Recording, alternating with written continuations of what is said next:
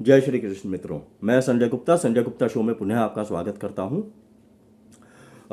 जैसा हमने पिछले एपिसोड में जैसे हमने देखा था कि जो प्रकरण था जो भीष्म पितामह है, अंबा, अंबिका और अंबालिका, इन तीनों काशी नरेश की जो कन्या थी उनका भरी सभा में अपहरण करके, और वो अपहरण तो क्या, उनको अपने साथ ले आए थे और हस्तिनापुर, और वहाँ पे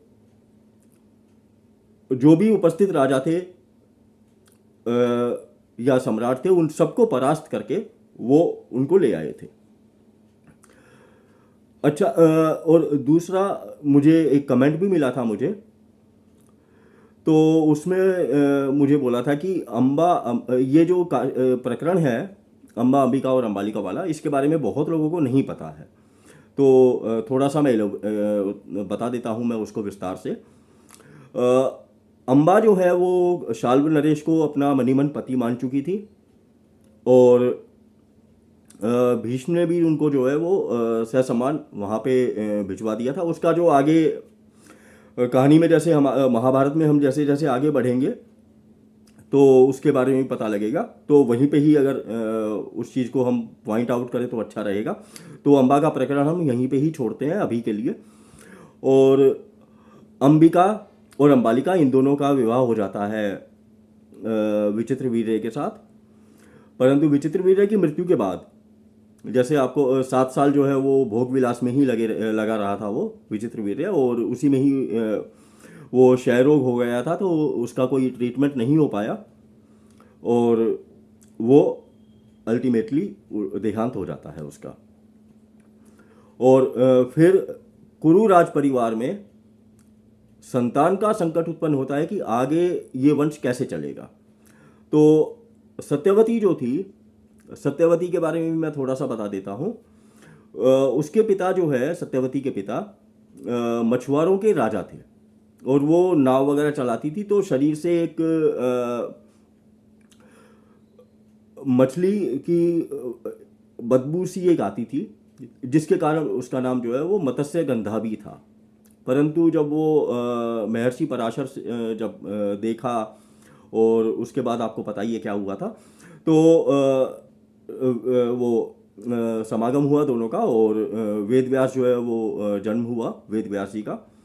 और उसके बाद महर्षि पराशर ने बोला था कि अब तुम्हारे शरीर से योजन मतलब गंध, सुगंध आएगी, और उसके बाद वो योजन गंधा के नाम से भी प्रसिद्ध हुई थी वो। और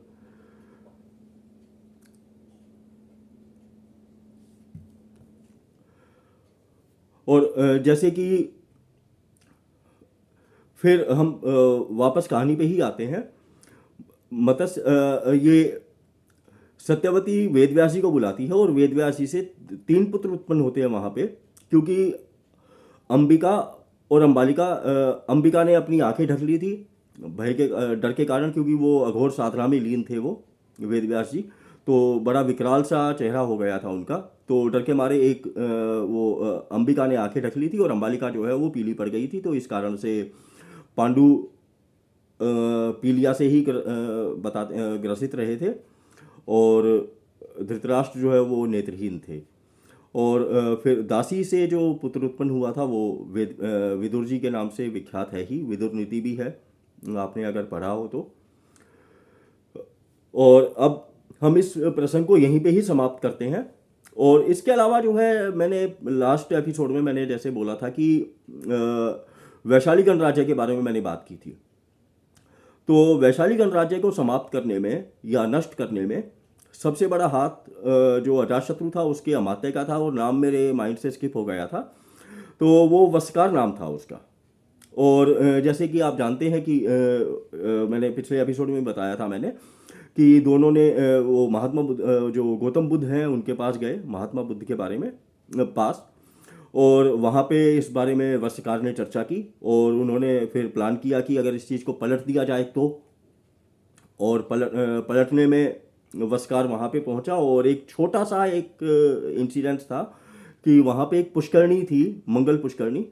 वहाँ पे सभी राजा एक निश्चित मुहूर्त में स्नान करते थे, और उस स्नान का वहाँ पे एक मल्ल जो गणराज्य था, वो भी उसी का ही भाग था। मल्ल गणराज्य का एक सेनापति अपनी पत्नी के साथ वहाँ पे स्नान कर लेता है और वो मैटर सॉर्ट आउट हो भी जाता, परंतु वस्कार वहाँ पे था और वस्कार ने उस मैटर को सॉर्ट आउट नहीं होने दिया और उस चीज़ को इतना चौड़ा कर दिया कि जो उसके शक्ति स्तंभ थे उनको उसने खोखला करवा दिया उन्हीं के ही द्वारा। बट स्टिल उस युद्ध में एक नए यंत्र का भी आविष्कार हुआ था, रथ मूसल चक्र जो यूज हुआ था। और खोखला होने के बाद एक आम जो एक शक्ति थी, वो शक्ति विघटित होने के बाद भी इतना स्ट्रॉन्ग रिटेलिएशन हुआ वहाँ से, परंतु अंत में जो है वो वैशाली की पराजय हुई। लिच्छवी जो मेन उसमें थे, तो लिच्छवियों की पराजय हुई और मगध साम्राज्य की विजय हुई उसमें। और परंतु उसमें एक रीजन और भी था जो उन दोनों के बीच में जो क्लैश का कारण था कि जो वहाँ से जो एक रेवेन्यू कलेक्ट होता था, जो एक बंदरगाह था वहाँ पे, तो बंदरगाह से जो रेवेन्यू कलेक्ट होता था वो कलेक्शन दोनों के बीच में आधा आधा बटना होता था एज पर जो संधि थी या ट्रीटी थी एज पर, तो उसके अकॉर्डिंग आधा आधा जो है वो दोनों के बीच में वो डिवाइड होता। परंतु लिच्छवी जो है या वैशाली गणराज्य शक्ति अधिक होने के कारण वो उस जो रेवेन्यू था उसको उनके साथ डिस्ट्रीब्यूट नहीं करता था और वो अपने पास ही रख लेता था। तो ये एक मेन रीजन था कि मगध से उनकी शत्रुता थी, क्योंकि मगध भी एक स्ट्रॉन्ग साम्राज्य था और आप जैसे जानते ही हैं कि प्राचीन काल से ही शक्ति का जो एक मगध से ही मगध के ही राजा सबसे ज़्यादा शक्तिशाली अगर कोई राजा माना जाता था तो वो मगध साम्राज्य का ही राजा माना जाता था, अगर हम प्राचीन इतिहास में अगर हम देखते हैं तो यहाँ पे मैं इसी के साथ ही अपना जो मेरा विश्लेषण है उसको मैं समाप्त करता हूँ।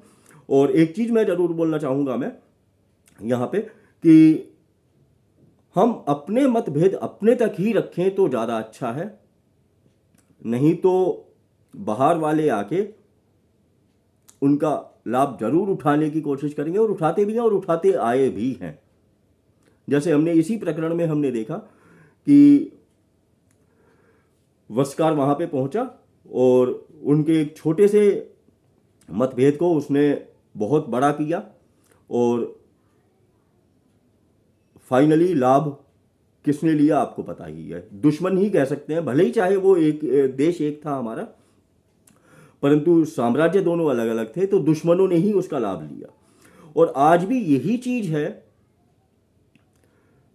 अगर कुछ है भी तो हम आपस में ही उसको मिल बैठ के सुलझा लें, नहीं तो लाभ उठाने वाले तो आज भी तैयार ही बैठे हैं।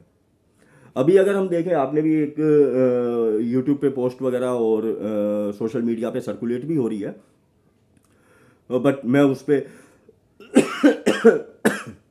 ज़्यादा विश्वास नहीं करता, क्योंकि वो आपको हर्ट करने के लिए भी बनाई जा सकती है। गणेश जी विसर्जन के दौरान एक आदमी, गणेश जी की एक विशाल प्रतिमा है जो पानी में थोड़ा बाहर की तरफ रखी हुई, पानी के अंदर वो विसर्जित नहीं है, और एक आदमी उनके मस्तक पे, उनके शरीर पे पैर रखे और जो है वो जा रहा है। तो इस चीज़ से भी हमें सावधान होने की ज़रूरत है। और दूसरा, हम खुद ऐसी हरकत ना करें, ऐसा कुछ ना करें कि लोग उसका लाभ लेने की सोचें या लाभ उठाने की कोशिश करें। और यदि कोई और भी कर रहा है ये, क्योंकि मुझे ज़्यादा यही चीज़ लग रही है कि किसी और या शांति दूतों के द्वारा किया गया ये कृत्य है जो हम इसमें देख रहे हैं। तो इसी के साथ मैं अपनी वाणी को विराम देता हूँ। जय श्री कृष्ण मित्रों। और यदि आपको यह प्रस्तुति पसंद आई है तो कृपया अधिक से अधिक लाइक, शेयर और सब्सक्राइब अवश्य करें। जय श्री कृष्ण।